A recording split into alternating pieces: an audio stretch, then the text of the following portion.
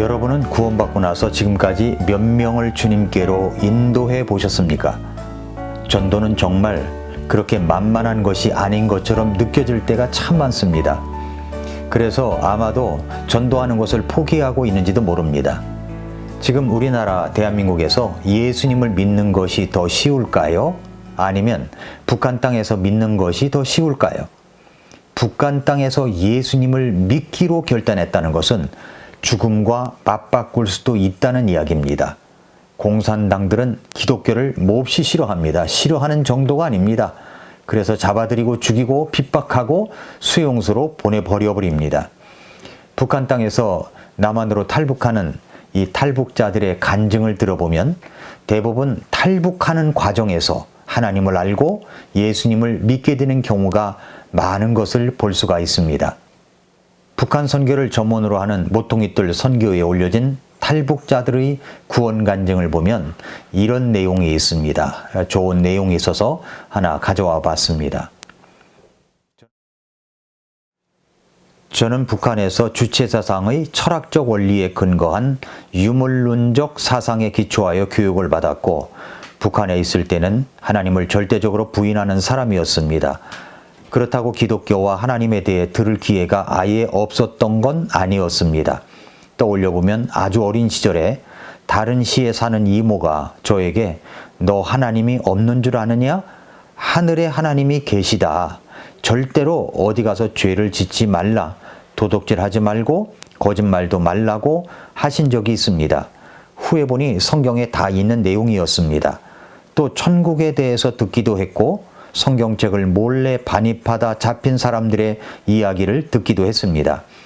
일련의 사건을 겪으며 기독교에 대해서 잠시 고민을 해보기는 했지만 그 생각이 그리 오래가지는 않았고 저는 2007년에 북한 체제에 대한 불만을 가지고 두만강을 건넜습니다. 몇 달 후 북한에서 저를 잡으려고 보위부원을 파견했다는 소문이 들려왔습니다. 갈 곳이 없는 저는 5층 창문에서 바깥을 내다보며 어떻게 죽어야 아프지 않을까라는 궁리만 하고 있었습니다. 그때 아는 사람을 따라 조선족 목사님 한 분이 들어왔습니다.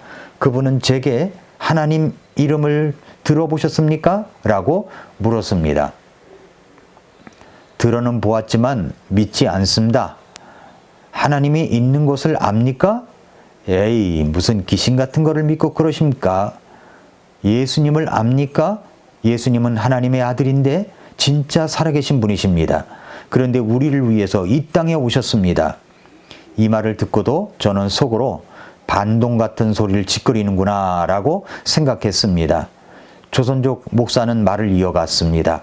하나님의 사랑은 진정한 사랑이고 조건이 없습니다.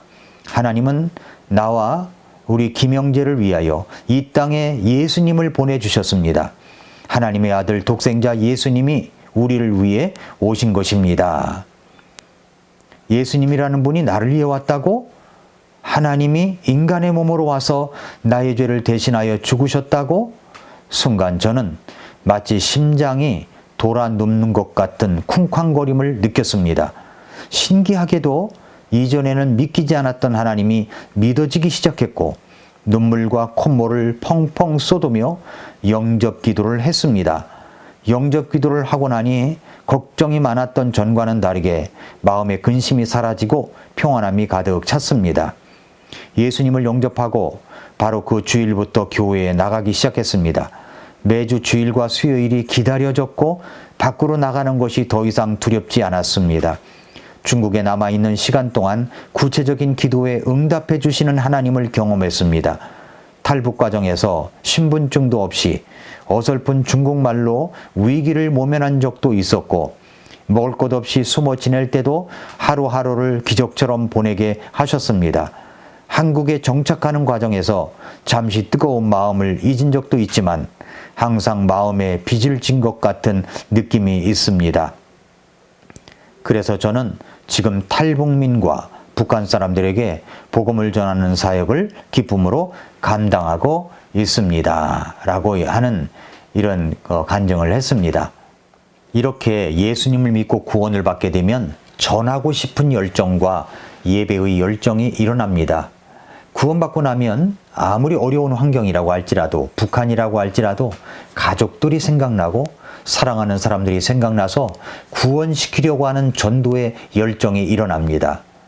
지난 주간에 제가 쉰들러 리스트 이야기를 말씀드렸었죠. 한 사람을 살리는 것이 세상을 살리는 것이라고 했습니다. 한 사람의 목숨은 천하보다도 귀한 것입니다.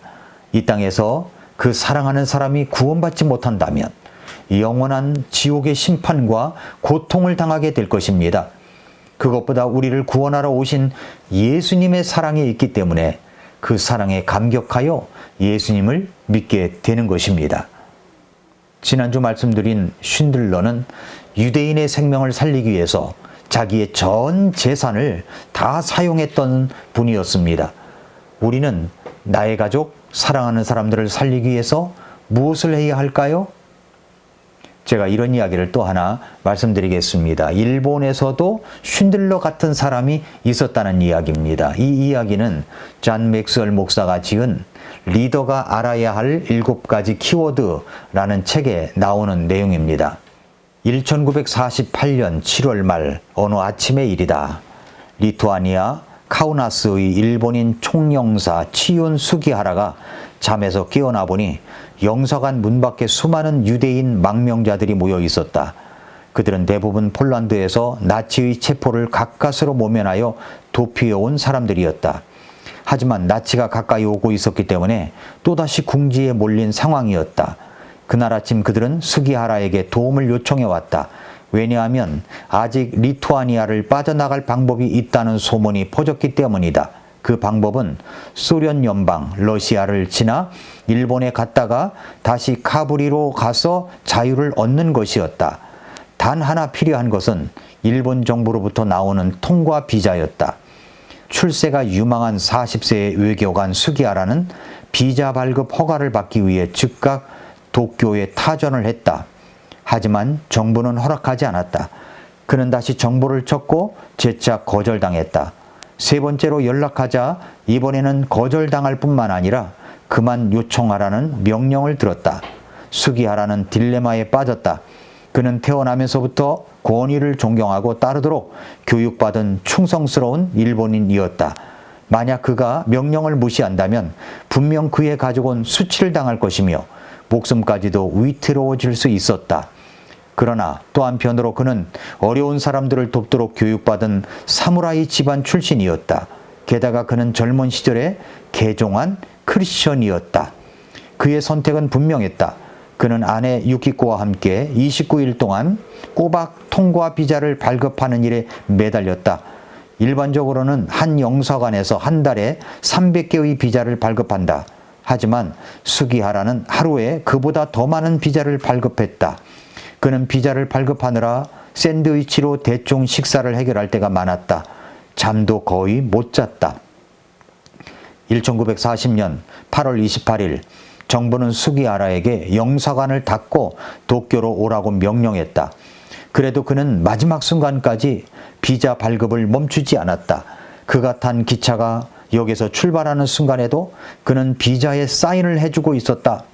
기차가 역을 출발해 속도를 내서 더는 사인을 해주지 못하게 되자 그는 어느 망명자에게 아예 영사관 비자 스탬프를 던져주었다. 수기하라는 이후로도 몇 년 더 외교계에 잔류하다가 쫓겨났다. 정부 리더십으로 일하던 시대가 끝난 것이다.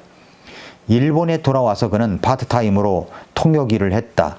후에는 러시아어를 조금 알고 있은 덕에 수출회사 지배인을 지내면서 근근히 살아갈 수 있었다. 어떤 사람들은 평생 동안 리더십으로 살아간다. 또 어떤 사람 많은 길을 보여주기 위해서, 또 어떤 사람은 많은 길을 보여주기 위해 단 한순간에 기회를 얻는다. 치윤 수기하라는 자신에게 주어진 짧은 기회를 최대한으로 사용했다. 그의 리더십으로 독일의 집단 수용소에서 목숨을 건진 유대인이 6,000명이 넘는 것으로 전해진다. 이는 나치로부터 탈출한 유대인 중 두 번째로 큰 규모였다. 1995년 수기하라는 이스라엘의 최고 훈장인 열방중 의인 상을 받았다. 치윤 수기하라는 자신의 리더십을 가치 있게 만들었다. 당신도 리더가 될 기회가 주어질 때 그렇게 하겠는가? 일본의 오스카 쉰들러로 알려진 리투아니아 카우나스의 일본인 총영사의 이야기입니다. 사랑하는 성도 여러분, 애청자 여러분, 저와 여러분이 구원받은 것이 분명하다면 나의 체면, 자존심, 귀차니즘 같은 모든 것을 내려놓고 복음을 전해야 합니다. 구원받을 때 그 뜨거운 마음, 열정을 회복하고 예수님 믿으십시오. 제가 예수님 믿어보니 정말 좋습니다. 당신은 구원받으셨습니까? 오늘 밤에 죽는다면 천국에 갈 수 있는 확신이 있으신가요? 이렇게 우리는 전도를 해야 됩니다. 다른 사람이 인정하든지 안 하든지 어떻게 반응을 하든지 간에 우리는 구원의 복음을 전해야 하고 구령해야 합니다. 여러분은 금년도에 몇 명이나 복음을 전하려고 합니까? 숫자를 기록해 보십시오. 그리고 그것을 가지고 기도하십시오. 하나님께서 그 사람들을 붙여주실 것입니다. 그리고 말하십시오. 말하기 시작하면 성령님께서 여러분 안에서 역사하셔서 말할 수 있는 능력과 힘을 더하여 주시며 도와주실 것입니다. 베드로전서 3장 15절에 이렇게 말씀했습니다. 오히려 너희 마음속에서 주 하나님을 거룩히 구별하고 너희 안에 있는 이유를 너희에게 묻는 모든 사람에게 온유함과 두려움으로 대답할 것을 항상 예비하며 라고 했습니다. 여기 말씀에 우리의 복음을 온유와 두려움으로 설명해야 된다고 말씀하셨습니다. 설명할 때 부드럽고 공손한 자세를 취해야 합니다. 온유는 겸손을 말합니다. 통제가 가능한 힘을 말합니다. 두려움은 하나님께 온전히 헌신하는 것, 진리에 대한 호감, 듣고 있는 사람에 대한 존경을 포함하고 있는 단어입니다. 온유와 두려움을 가지고 복음을 말하십시오. 우리가 하나님을 기쁘시게 하면 하나님도 우리를 기쁘게 하십니다. 우리는 사람들을 주께로 인도하여 구원받게 해야 합니다. 아침마다 새롭다. 오늘도 미라클 모닝입니다.